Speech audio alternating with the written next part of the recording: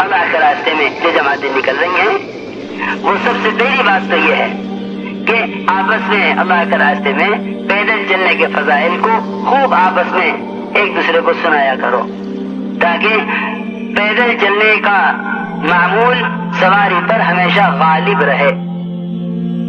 پیدل چلنے کا معمول اس راستے میں سواری پر غالب رہے۔ میں کچھ کہنا چاہ رہا ہوں، تو اس میری بات کی طرف متوجہ نہیں ہو۔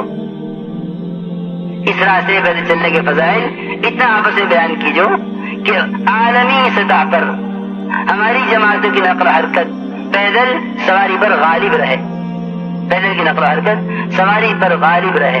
سواری شدید ضرورت میں استعمال کر لیا کرو، ورنہ اس راستے میں پیدل چلنا سب سے زیادہ اللہ کے غصے کو ٹھنڈا کرنے اور جہنم کو حرام کرنے والا راستہ ہے۔ سیدھی بات ہے، سیدھی بات ہے۔ آپ نے صاف فرما دیا کہ اللہ کے راستے میں پیدل چلنا جہنم کی آگ کو حرام کر دیتا ہے۔ جیسے یہ فضیلت سنی، صحابہ نے سارے صحابہ سواری سے نیچے کود گئے، سب نیچے کود گئے سواری سے۔ صحابہ فرماتے ہیں اس دن سے زیادہ پیدل چلنے والے صحابہ کبھی نہیں دیکھے گئے، اس لیے جہاں تک ہو سکے پیدل چلنا، پیدل چلنے کے فضائل خوب بیان کرنا۔ ہمارے جیسا فرماتے تھے جہاں جہاں سے میری جماعتیں پیدل گزر جائیں گی، اللہ تعالیٰ وہاں اسلامی نظام اور اسلامی معاشرہ قائم فرما دیں گے۔ جہاں جہاں سے میری جماعتیں پیدل گزر جائیں گی، یہ ضروری بات ہے۔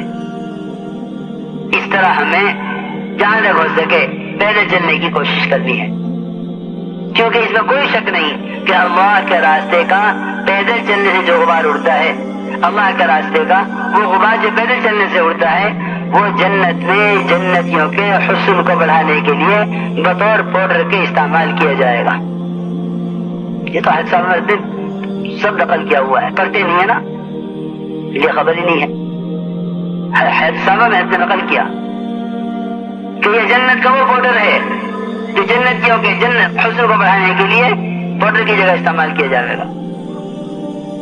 اس لیے میرے دوست عزیزوں، جہنم کا دھواں، اللہ کے راستے کا غبار، یہ ایک پیٹ میں، ایک ناک میں، نتنے میں جمع نہیں ہو سکتے، پکی بات ہے۔ منتخب کی تعلیم پر فضائل کے ساتھ ساتھ اس لیے اہمیت دیتا ہوں تاکہ اس راستے کے امت میں جتنے فضائل اس راستے کے ہیں وہ امت میں اس طرح عام ہو جائیں جس طرح دور صحابہ میں عام تھے۔ یہ اصل مقصد رہا۔ یہ اشکال کرنا کہ یہ تو قتال کے فضائل، یہ تو بہت ناسمجھی کی بات ہے، بہت ناسمجھی کی بات ہے۔ وہ تو ایک عارض تھا جو اکثر خروج پیش نہیں آیا۔ خروج کے فضائل اپنی جگہ ہیں، اور وہ خروج کے فضائل قیامت تک کے لیے ہیں، خروج کے فضائل قیامت تک کے لیے ہیں، کیونکہ یہ سارے فضائل جوہد کے ہیں، یہ سارے فضائل جوہد کے ہیں۔ جوہد مقصود بھی ذات ہے، جوہد مقصود بھی ذات ہے۔ جو چیز مقصود بھی ذات ہے وہ عارض پر محمول نہیں ہو سکتی، بس خوب اچھی طرح سمجھ لو۔ اس لیے میں نے عرض کیا کہ بھائی جہاں تک ہو سکے پیدل چلنا، اور امیر کی اطاعت کے ساتھ چلو۔ ہر جماعت کا ایک ذمہ دار ہونا چاہیے، ذمہ دار کو چاہیے جماعت کو لے کر چلے، ذمہ دار کو چاہیے جماعت کو لے کر چلے۔ لے کر چلنے کا مطلب یہ ہے کہ جماعتوں سے پوچھتا رہے، ساتھی سے پوچھتا رہے، اور ساتھی کو چاہیے کہ اپنے ذمہ دار کو رائے دیتے رہیں۔ جس بات میں ذمہ دار ساتھی سے اتفاق نہ کرے، ساتھی ذمہ دار کو چھوڑ نہ دے۔ جس باتوں میں ساتھی ذمہ دار سے اتفاق نہ کرے، ذمہ دار ساتھیوں کو چھوڑ نہ دے۔ ساتھیوں کو چاہیے اپنی رائے پیش کر دیں، ذمہ دار کو چاہیے جو اللہ دل میں ڈالے اس کا فیصلہ کرے، خود بھی اس پر جمے، ساتھیوں کو بھی اس پر جمائے۔ اس طرح ہمیں اطاعت اجتماعیت کے ساتھ چلنا ہے۔ جہاں کا جماعتوں کا رخ بنے ہماری جماعتیں وہاں اس رخ پر ضرور جائیں، اپنی مرضی سے رخ پر تبدیل نہ کر دیں، اس لیے کہ جس رخ کا تقاضا دے دیا گیا اللہ کی مدد اسی رخ پر جانے میں ہے۔ یہ ہمیں صحابہ کے قصوں میں ملتا ہے۔ بعض مرتبہ ایسے رخ پر جماعتیں روانہ کی گئی صحابہ کی کہ جہاں نکلنے کے بعد معلوم ہوا یہ حالات ہیں، لیکن جس طرف قدم اٹھ جایا کرتا تھا اللہ تعالیٰ کی نصرت اور مدد اس طرف آ جایا کرتی تھی۔ کسی جماعت کے رخ کو بدلا نہیں جاتا تھا حالات کی وجہ سے، کیونکہ حالات رخ کے بدلنے سے حالات نہیں بدلیں گے بلکہ رخ پر چلنے سے حالات بدلیں گے۔ اس طرح ہمیں اللہ کے راستے میں جہاں ہمارا رخ بنا ہے وہاں جا کر محنت کریں، راستوں میں سیکھتے سکھلاتے چلیں، افرائی دعوت خوب دیا کرو۔ حضور اکرم صلی اللہ علیہ وسلم نے سفر ہجرت میں ڈاکوؤں کو بھی راستے میں چلتے ہوئے دعوت دی ہے، وہ دونوں اسلام میں داخل ہوئے۔ یہ نہیں فرمایا کہ ان سے کیا بات کرنی ہے، کہ کس بات کے قابل ہوں گے، ان دونوں نے اسلام قبول کیا۔ آپ نے دعوت دے کر مدینہ آنے کی دعوت دی، یہ نہیں فرمایا کہ تمہیں دین کی دعوت پہنچ گئی اپنے علاقے میں کام کیجو، نہیں، یہ بھی سن لو اچھی طرح کان کھول کے۔ آپ سفر میں دعوت دیتے تھے تو فرماتے تھے مدینے آؤ ہمارے پاس۔ ماحول میں دعوت دے کر لانا ضروری ہے، دعوت دے کر ماحول میں لانا ضروری ہے، دعوت دے کر ماحول میں لانا ضروری ہے۔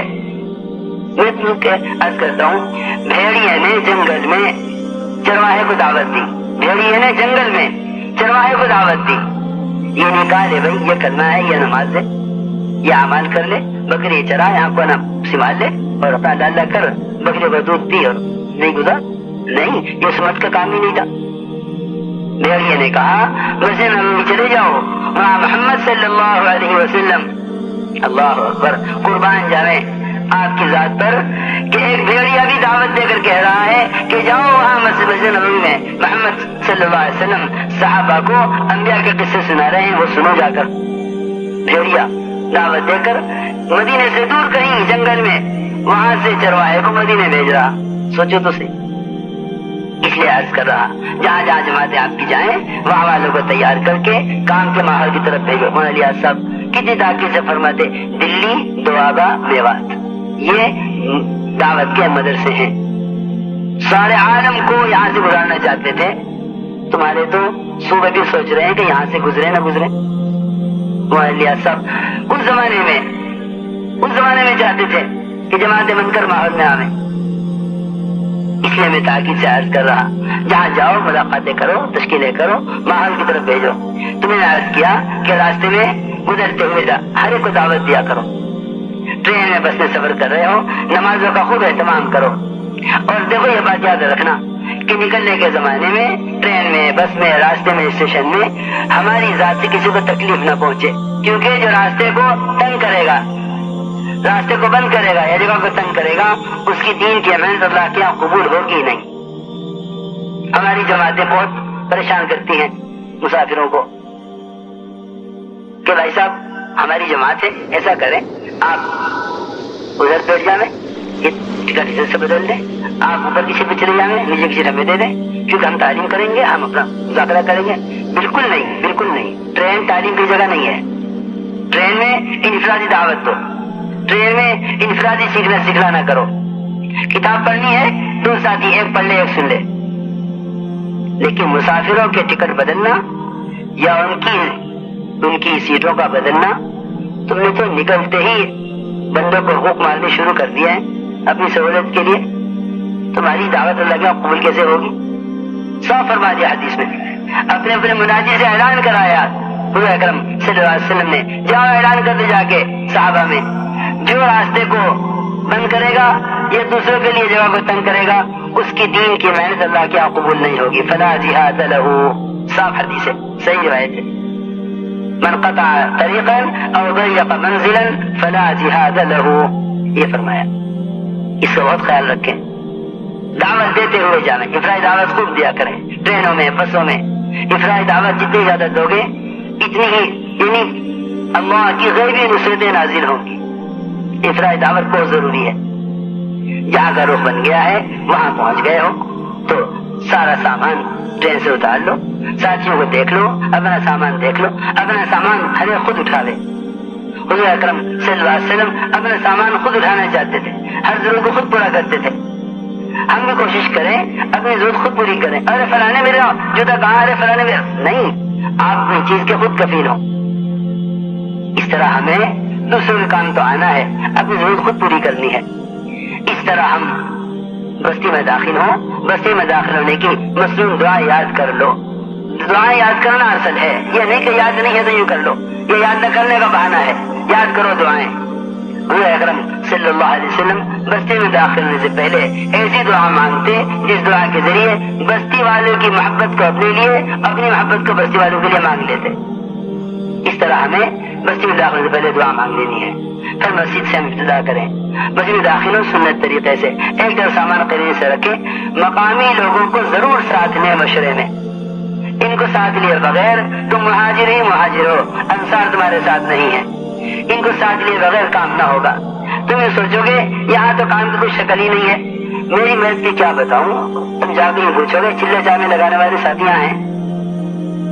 اگر وہ ہیں تب تو بھائی انہیں ساتھ لے جاوے، وہ نہیں ہے تو پھر کسے ساتھ لے؟ نہیں، ایسا نہیں ہے. تمہیں کوئی مسلمان بھی مل جاوے اسے بھی تم ساتھ لے لو. کوئی مسلمان مل جاوے بھائی تو ہمیں رہبری کریے. حضور اکرم صلی اللہ علیہ وسلم نے ایسے عام آدمی کو اپنا رہبر بنایا سفر ہجرت میں. تم کسی کو بھی ساتھ لے لو، مقامی لوگوں کو ساتھ لے کر مشورہ کرو. اس طرح ہمیں سب سے پہلا کام، اگر مکروہ وقت نہیں ہے تو تحیۃ المسجد 2 رکعت ادا کر کے سب سے پہلا کام مشورے کا ہے. سب ساتھیوں کو متوجہ کر کے سب سے رائے لو، سب کی رائے کا احترام بھی کرو. 24 گھنٹے کا نظام مشورے سے طے کرو اور مقامی لوگوں کو ساتھ لے کر ان سے پوچھو ہمیں کس وقت یہاں زیادہ لوگ اپنے گھروں پر فارغ ملیں گے، ہم کس طرح ملاقاتوں کا نظم بناویں. کہ یہاں تو مختلف اوقات ہیں. کچھ ڈاکٹر ہیں وہ اس وقت ملیں گے، کچھ ملازم اس وقت ملیں گے، کچھ کاشتکار ہیں وہ رات شام کو ملیں گے، وہ دن بھر کام پہ رہتے ہیں، کچھ مزدور ہیں دوسرے علاقوں میں جاتے ہیں. تم یہ سوچو گے کہ بھئی نہیں ہماری تو ملاقات کا وقت اس وقت ہے. نہیں، ملاقات کا وقت ہر اس وقت ہے جب بھی مسلمان جہاں جس حال میں فارغ ملے. جتنا تم ایک مسلمان کے پاس چل کر جانے کو اہمیت دو گے اتنا ہی اللہ کا قرب زیادہ اللہ کا قرب زیادہ پاؤ گے. اچھا جی یہ تو فلاں جگہ بہت دور ہے، وہاں جانے تک تو بہت ٹائم چاہیے. نہیں، کیا ٹائم کی بات ہے. تو اصل میں صحابہ کی سیرت کو سامنے رکھو، حضور اکرم صلی اللہ علیہ وسلم کی ملاقاتوں کے نظام کو سامنے رکھو. ایک ایک کے پاس چل کر جاؤ، ایک ایک کے پاس چل کر جاؤ. کسی مسلمان کو اس اعتبار سے حقیر نہ سمجھو ایک فرد کے پاس کیا جانا. مولانا صاحب فرماتے تھے کسی کو بھی یہ سمجھ کے بات نہ کرنا فرد ہے، بلکہ ہر فرد عالم ہے. اگر یہ بات لے گیا تو کتنا کی آمد کا ذریعہ بنے گا. ایک تو فریق احمد دوسی 80 خاندانوں کے اسلام میں داخل ہونے کا ذریعہ بنے. تم کسی فرد کو معمولی مت سمجھو، افراحی دعوت کا خوب اہتمام کرو. ایک ایک کے پاس ملاقات کے لیے کی ترتیب بناؤ. افراحی دعوت کا خوب اہتمام کرو. ایک ایک کے پاس ملاقات کے لیے کی ترتیب بناؤ. افراحی دعوت کا خوب اہتمام کرو.